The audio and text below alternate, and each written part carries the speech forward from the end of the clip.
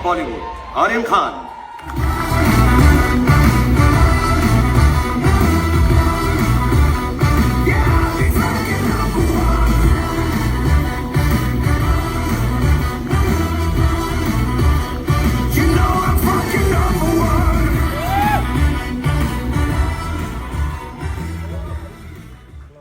Thank you.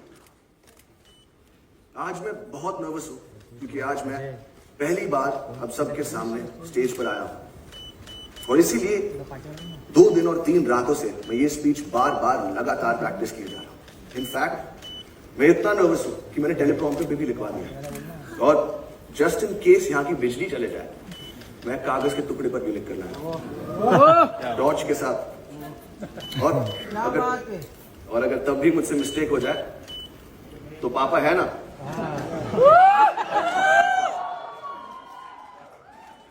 और अगर इस सब के बाद भी मुझसे गलती हो जाए मुझे प्लीज माफ कर देना, ये मेरा फर्स्ट टाइम।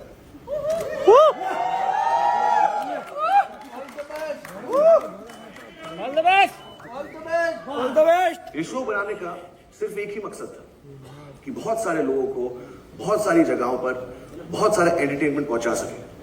4 साल की मेहनत, अनगिनत डिस्कशंस और हजारों टेक्स के बाद ये शो अब फाइनली रेडी है और मैं उन लोगों को थैंक यू बोलना चाहता हूं जिनके बगैर ये शो बनाना नामुमकिन था। नेटफ्लिक्स की पूरी टीम, स्पेशली मोनिका और तानिया, रेड चिलीज की पूरी team, T Series and Bhushan ji, मेरे को क्रिएटर्स मानव और बिलाल, मेरी ईपीज अक्षत, बॉनी और of course my whole cast और मेरा पूरा क्रू। और अब मैं अपनी मां को स्टेज पर बुलाना चाहूंगा for producing this show and most importantly for producing मी।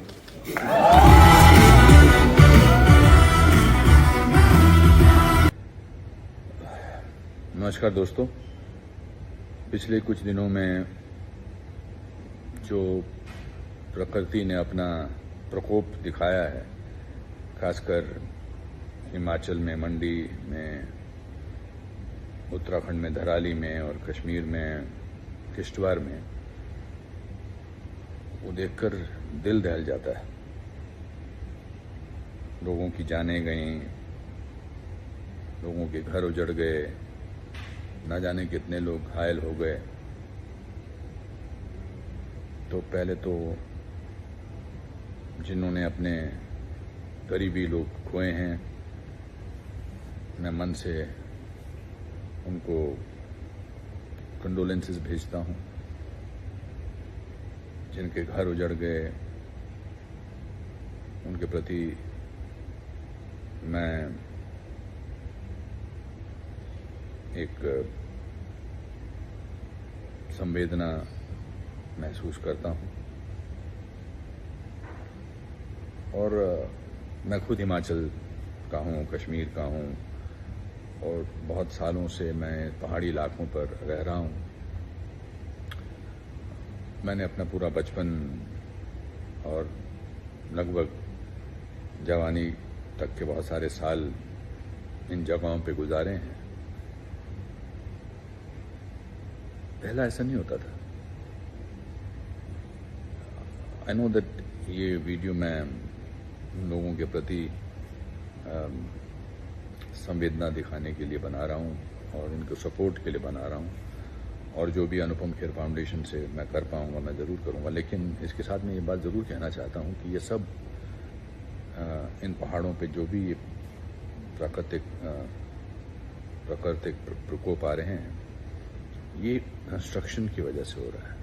इतने कंस्ट्रक्शन चल रहे हैं, इतने शिमला में कहीं कुछ भी रखने, अब तो ईंट रखने की भी जगह नहीं है।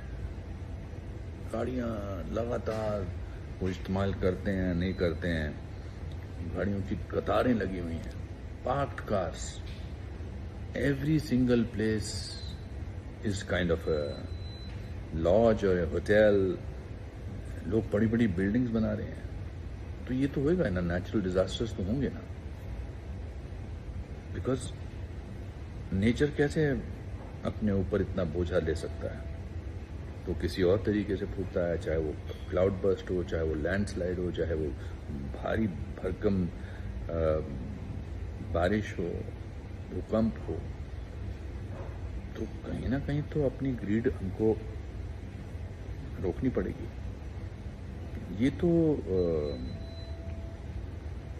वो भी नहीं है कि जिसे कहते हैं कि एडवांसमेंट या building a nation. No, I don't agree with that. This is जमीन के साथ, धरती के साथ इस तरह से व्यवहार करना तो धरती, प्रकृति, नेचर तो जवाब देगा ना। तो एक बार फिर मैं उन सभी परिवार वालों को सांत्वना देता हूँ जिनके घर के लोग इस त्रासदी में, इस नेचुरल ट्रेजेडी के शिकार हुए, नेचुरल डेवस्टेशन। और ये भी कहना चाहूँगा कि we have to stop somewhere. I am not an activist of nature और something like that, but anybody can see that happening. मेरी माँ ने 2 साल से शिमला जाना बंद कर दिया। हमारा घर है वहाँ पर। वो हर गर्मियों में शिमला जाती थी और 2-3-4 महीने रहकर आती थी। पर 2 साल पहले जब वो वहाँ थी तो शिमला में भी आसपास बहुत सारे ऐसे फ्लड्स आए और घर चले गए। तो अब वो जाती नहीं है, कोई ना कोई बहाना करती है और कहती नहीं अब मेरा दिल नहीं है। बट आई नो कहीं ना कहीं उनके मन में वो डर है। So please let's stop this madness of wanting to build on every single inch of land